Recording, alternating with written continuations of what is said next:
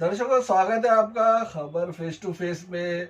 आप देख रहे हैं खबर face to face YouTube channel और मैं हूं ज़ीशान आज़मी। आइए देखते हैं आज की ताज़ा खबरें। सेंट पॉल्स विद्यालय ने फिर किया धमाल। विश्व की मशहूर अंतर्राष्ट्रीय संस्था AFS न्यू दिल्ली द्वारा आयोजित यूथ एक्सचेंज स्कॉलरशिप प्रोग्राम का आयोजन किया गया, जिसमें पूरे देश से चुने हुए 39 विद्यार्थियों में से 2 विद्यार्थी मुंबई महानगर से हैं, जिसमें मालवानी एरिया के सेंट पॉल्स विद्यालय के प्रतिभावान विद्यार्थी शेख मोहम्मद अजीम को सिलेक्ट किया गया है, जिससे शेख मोहम्मद अजीम के परिवार, रिश्तेदार तथा उनके चाहने वालों में खुशी की लहर दौड़ गई। किसी कवि ने ठीक ही कहा है, लहरों की डर से नौक पार नहीं होती, कोशिश करने वालों की हार नहीं होती। AFS संस्था द्वारा आयोजित परीक्षा को पास करने के लिए बहुत ही कठिन परीक्षा तथा इंटरव्यू से गुजरना पड़ता है।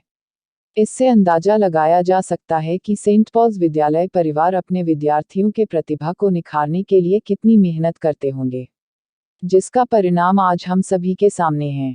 AFS संस्था इन चुने हुए विद्यार्थियों को USA अमेरिका ले जाकर अंतर्राष्ट्रीय स्तर पर दोनों देशों की संस्कृतियों तथा सभ्यताओं का आदान प्रदान करती है तथा उन चुने हुए विद्यार्थियों के प्रतिभा को तराश कर उन्हें अंतर्राष्ट्रीय स्तर पर योग्य नागरिक बनाने में अपना महत्वपूर्ण योगदान देती है। AFS यह ऐसी अंतर्राष्ट्रीय संस्था है जो हर साल देश भर से चुने हुए प्रतिभावान विद्यार्थियों को स्कॉलरशिप देने के साथ ही USA अमेरिका ले जाने से लेकर वहां का सारा खर्च 1 साल के लिए स्वयं उठाती हैं। सेंट पॉल्स हाई स्कूल के प्रतिभावान विद्यार्थी शेख मोहम्मद अजीम 10 अगस्त 2021 को अमेरिकी फ्लाइट द्वारा USA जाने के लिए तैयार हैं, जिससे उनके परिवार, दोस्त, रिश्तेदार तथा पूरे मालवानी क्षेत्र के लोग बहुत ही खुश हैं तथा उन्हें बधाई देने के लिए उनके घर पहुंच रहे हैं। शेख मोहम्मद अजीम का AFS अंतर्राष्ट्रीय संस्था द्वारा चुना जाना न केवल उनके परिवार और विद्यालय के लिए गर्व की बात है, बल्कि यह पूरे मालवानी क्षेत्र के लिए गर्व की बात है। मालवानी क्षेत्र के नामदार तथा महाराष्ट्र सरकार में कैबिनेट मंत्री श्री असलम शेख जी ने शेख मोहम्मद अजीज को अपना शुभ आशीर्वाद देते हुए अपनी शुभकामनाएं दी है। सेंट पॉल्स विद्यालय के प्रिंसिपल श्री राजकुमार राव सर तथा पूरा विद्यालय परिवार के लोग अपने इस विद्यार्थी शेख मोहम्मद अजीम को ढेरों बधाई देते हुए उनके उज्जवल भविष्य की कामना करते हैं। आइए देखते हैं खबर फेस टू फेस की है रिपोर्ट। इस वक्त हम खड़े हैं सेंट पॉल स्कूल पर और यहाँ पर एक बहुत खुशी की लहर दौड़ी हुई है, क्योंकि एक बच्चे ने जो एक एग्ज़ाम पास किया है और ये बच्चा आज इस स्कूल से सीधा अमेरिका पहुँचेगा और यहाँ से ये बच्चे का बहुत खुशी की लहर है स्कूल में और पेरेंट्स में, और ख़ास तौर से जो सर है राव सर काफ़ी खुश है। हम पहले राव सर से बात करते हैं, क्योंकि राव सर आपके बच्चे ने पूरी इंडिया में जो 40 बच्चे होते हैं इस एग्ज़ाम में बैठते हैं, उसमें से 2 बच्चे पूरी बम्बई में आए हैं, महाराष्ट्र में आए हैं, उसमें से एक आपका स्कूल का बच्चा है। क्या कहना चाहते हैं सर? सबसे पहले तो मैं आज़िम को कंग्रेचुलेट करना चाहूँगा। ये तो इसकी मेहनत है और वैसे उनके पेरेंट्स को मैं कंग्रेचुलेट करना चाहूँगा कि उनका सपोर्ट, उनका जो कंट्रीब्यूशन है उसके बच्चे के जीवन में, और इस नाते उसने ये मकाम हासिल कर पाया है। और सबसे पहला मैं already I want to thank AFS। AFS एक अमेरिकन ऑर्गेनाइजेशन है जो 63 कंट्रीज़ में उसका प्रेजेंस है, और हर साल वो इंटर कल्चरल एक्सचेंज प्रोग्राम करती है, और जिसमें बच्चे इंडिया से अब्रॉड जाते हैं। इसमें पेड प्रोग्राम भी है और स्कॉलरशिप प्रोग्राम भी है। जो स्कॉलरशिप प्रोग्राम है वो जिसे येस प्रोग्राम करके कहा जाता है, यूथ एक्सचेंज प्रोग्राम, उसके अंतर्गत पूरा स्कॉलरशिप मिला है आज़िम को इंडिया से जाने का और अमेरिका में रहकर स्टडीज़ करके वापस आना 1 साल के लिए। पूरा खर्चा AFS उठाएगी उसको कोई खर्च नहीं करना है। और ये हमारे लिए भी बहुत बड़ी खुशी की बात है कि मालवनी जैसे क्षेत्र से बच्चा अमेरिका जाता है और वहाँ का कल्चर को पढ़ेगा और हमारे कल्चर को वो शेयर करेगा, इंडिया को रिप्रेजेंट करेगा। ये हमारे लिए बहुत बड़ी सौभाग्य है और हमारे लिए it's a pride moment for us, I can say. Parents ने अपनी स्पीच में कहा कि हमने जो अजीम को सही गाइड के हाथ में दिया, बहुत आपका उन्होंने शुक्रिया अदा भी किया। उनके गाइडेंस के बारे में आप क्या कहेंगे? मैंने मेरे स्पीच में भी कहा कि देखिए पेरेंट्स का बहुत बड़ा कंट्रीब्यूशन है बच्चों के जीवन में, और उनका ड्यूटी स्टार्ट होता है कि उनके परवरिश के साथ साथ उनको बेहतर शिक्षा दी जाए और वो चॉइस कर दे कि किधर मेरा बच्चा पढ़ना चाहिए। तो आज़िम का डैडी का कहने का है कि उन्होंने जो चॉइस किया है कि सेंट पॉल्स में पढ़ाकर या मेरे हाथ में हमारे पास उसकी जिम्मेदारी देना, उन्होंने कोई गलती नहीं किया है। तो उस बारे में सबसे पहला तो मैं उनको धन्यवाद देना चाहता हूँ कि उन्होंने ये डिसीजन लिया कि हमारे पास उन्होंने दिया उसको गाइड करने के लिए। और दूसरा, हम ये भी उनको कॉन्ग्रेचुलेट इसके लिए करते हैं, उनको हम धन्यवाद इसके लिए देते हैं कि उनका भी बड़ा कंट्रीब्यूशन है उसके जीवन में। माँ बाप, हम और बच्चा, ये जो त्रिकोण का 3 हिस्से हैं, और हम जब तीनों मिल के काम करते हैं तो जो कुछ भी असंभव है हम लोग को संभव करके बता सकते हैं। तो ये बात अभी साबित होती है आज़िम के जीवन में। सर, AFS का बहुत ही कठिन जो होता है प्रोसीजर होता है, उसके बारे में बताइए, और इंडिया में कहाँ होता है? AFS का जो हमारे 4 रीजन्स है इंडिया में, west, east, north and south. तो जो सेंट पॉल स्कूल है वो वेस्टर्न रीजन की मेंबर है, और जो उसका प्रोसेस है, जैसा उनका जो पेड प्रोग्राम है उसमें उनका प्रोसेस अलग है। ये जो ES प्रोग्राम है, जैसे यूथ एक्सचेंज स्कॉलरशिप कहते हैं, वो जो प्रोग्राम है उसमें इनका 4 to 5 स्टेजेस होते हैं जो इंटरव्यूज़ के, और साथ साथ सबसे पहला तो कौन सा कितना परसेंटेज आया था जो लोअर क्लासेस में।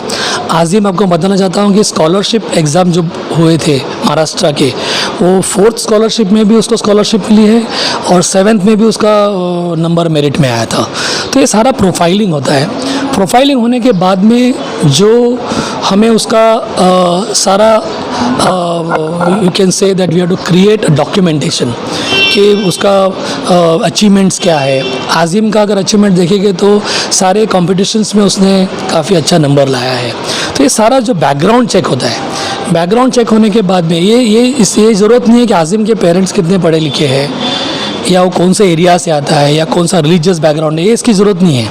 लेकिन जो उसका एजुकेशनल बैकग्राउंड क्या है, कितना, और बाकी जो ओरल इंटरव्यूज़ जिसका सामना करना पड़ता है, वाइवास, ये काफ़ी इंपॉर्टेंट है क्योंकि इसका इंग्लिश लैंग्वेज का ऊपर जो पकड़ है उसके वजह से वो वाइवास को अटेंड कर सका।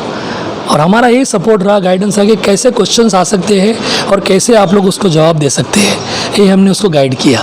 और वो सारे 4-5 स्टेज से वो गुजरा। सबसे कठिन जो स्टेज था वो आज़िम आपको बताएगा, मेरे ख्याल से एम्बेसी का स्टेज था वो, क्योंकि एम्बेसी में जो ग्रिलिंग होती है वो अलग ग्रिलिंग होती है। एम्बेसी में इतनी सख्त क्यों होती है? क्या रिलीजन की वजह से, मतलब क्या मुस्लिम है इसलिए? नहीं, ऐसा कुछ नहीं है, वो उनका प्रोसेस ही है, उनका प्रोटोकॉल होता है। वो किसी रिलीजन को नहीं देखते हैं, ना किसी कंट्री को देखते हैं, खास करके वो देखते हैं कि उनकी जो प्रोटोकॉल है वो प्रोटोकॉल से चलते हैं। अभी जो मुंबई से हमारे 2 स्टूडेंट के, दोनों को भी सेम रिगरस प्रोसेस से गुजरना पड़ा। और वैसे ही जो इंडिया के 40 स्टूडेंट्स हैं वो अलग अलग जो स्टेट से जा रहे हैं, उनको भी सेम प्रोसेस से गुजरना पड़ा। थैंक यू अज़ीम जी, बहुत खुशी का दिन है आज और आपको बहुत बहुत बधाई हो। और आप सेंट पॉल के साथ साथ मलाड के साथ साथ आप पूरे इंडिया का नाम रोशन करेंगे अमेरिका जाके। क्या कहना चाहते हैं? जी, इसमें बहुत अच्छा लग रहा है मुझे।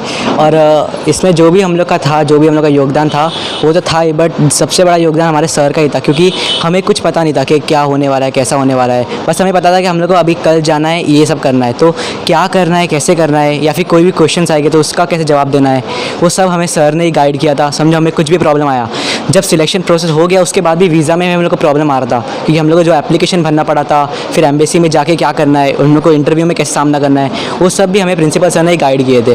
तो प्रिंसिपल सर के जो हमें जो मतलब सर की गाइडेंस मिली है कि हमें क्या करना है, उसकी वजह से मतलब बहुत ज़्यादा हमें हेल्प मिली इसमें। अज़ीम जी, एक अपने माता पिता को छोड़ के जा रहे हैं, कहीं दुख भी है, खुशी का भी लहर है।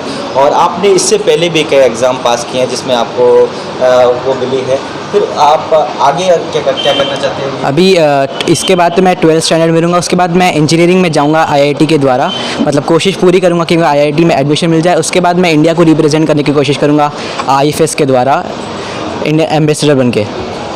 और आगे क्या करना चाहते हैं, किस उसमें जाना चाहते हैं, किस उसमें जाना चाहते हैं? कॉलेज में? जी सर, अभी तो हम एनएल कॉलेज में हैं। उसके बाद आईआईटी, हम अगर हमें आईटी करना है आईटी सेक्टर में, तो हम आईआईटी बॉम्बे की तरफ जाने की कोशिश करेंगे। अच्छा, इसका श्रेय किसको देना चाहते हैं, स्कूल को, पेरेंट्स को, किसको?